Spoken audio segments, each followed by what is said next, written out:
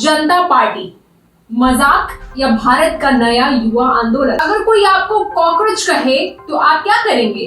गुस्सा, विरोध या फिर उसी नाम की पार्टी बना देंगे? भारत में इन दिनों एक ऐसी पार्टी चर्चा में है जिसके 40 लाख से ज्यादा सोशल मीडिया फॉलोअर्स हैं, 2 लाख से ज्यादा रजिस्टर्ड सदस्य हैं और जिसका नाम सुनकर राजनीति से लेकर सुप्रीम कोर्ट तक हलचल मच गई है। नाम है कॉकरोच जनता पार्टी। लेकिन सवाल है, क्या ये सिर्फ इंटरनेट का मजाक है या फिर भारत के युवाओं के गुस्से का नया चेहरा? पूरा विवाद शुरू हुआ सुप्रीम कोर्ट के बयान से।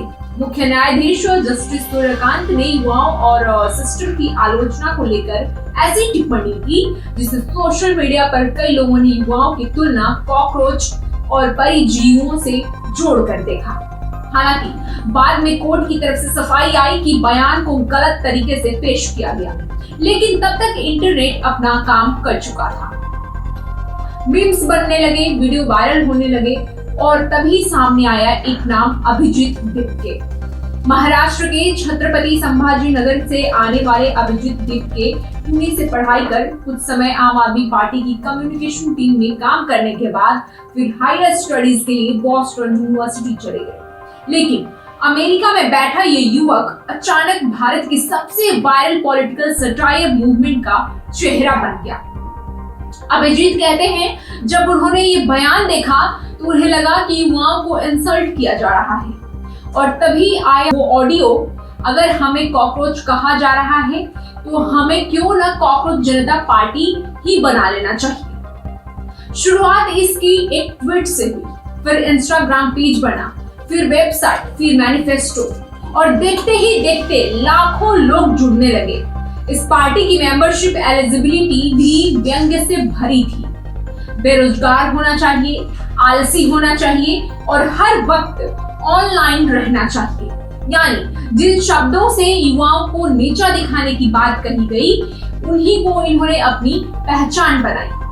यही वजह है कि जेन जी इस मूवमेंट से इमोशनली कनेक्ट करने लगा, क्योंकि ये सिर्फ मीम नहीं था। सबसे बड़ा सवाल, आखिर 40 लाख लोग एक सटायर पेज को क्यों फॉलो कर रहे हैं? डिजिटल एक्सपर्ट्स कहते हैं यह सिर्फ कंटेंट नहीं बल्कि एक्यूमुलेटेड फ्रस्ट्रेशन का एक्सप्लोजन है। बेरोजगारी, कॉम्पिटिटिव एग्जाम्स, पेपर लीक्स, महंगी एजुकेशन और पॉलिटिकल पोलराइजेशन। जेएनजी को लगने लगा कि उनकी असली समस्याओं पर कोई बात नहीं कर रहा और सीजेपी ने उसे फ्रस्ट्रेशन को मीम कल्चर में बदल दिया। यानी ये ट्रेडिशनल आंदोलन नहीं, डिजिटल रेबेलिशन बन गया है। इस मूवमेंट को कई चर्चित लोगों का सपोर्ट भी मिला। पूर्व क्रिकेटर और सांसद कीर्ति आजाद, टीएमसी सांसद महुआ मोइत्रा। लेकिन दूसरी तरफ आलोचक कहते हैं कि ये सिर्फ एंटी एस्टैब्लिशमेंट प्रोपेगेंडा है। कुछ लोग इसे लोकतंत्र की नई आवाज बता रहे हैं तो कुछ इसे सिस्टम के खिलाफ डिजिटल सार्केज्म। यानी सीजेपी अब सिर्फ मजाक नहीं रहा, ये पॉलिटिकल डिबेट बन चुका है।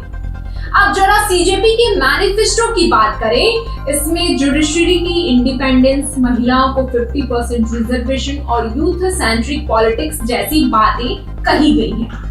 अभिजीत का दावा है कि भारत का युवा अब हिंदू मुस्लिम पॉलिटिक्स से आगे बढ़ना चाहता है। वो जॉब्स चाहता है, टेक्नोलॉजी चाहता है, ग्लोबल कंपटीशन चाहता है।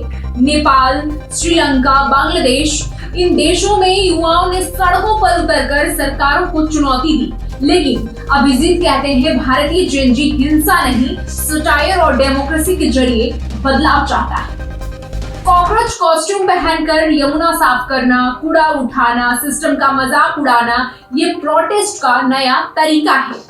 तो क्या कॉकरोच जनता पार्टी सिर्फ इंटरनेट ट्रेंड है या फिर आने वाले समय में यही भारत की नई यूथ पॉलिटिक्स का चेहरा बनेगी? एक बात साफ है, भारत का जेन जी अब सिर्फ मीम नहीं बना रहा, वो नैरेटिव सेट कर रहा है।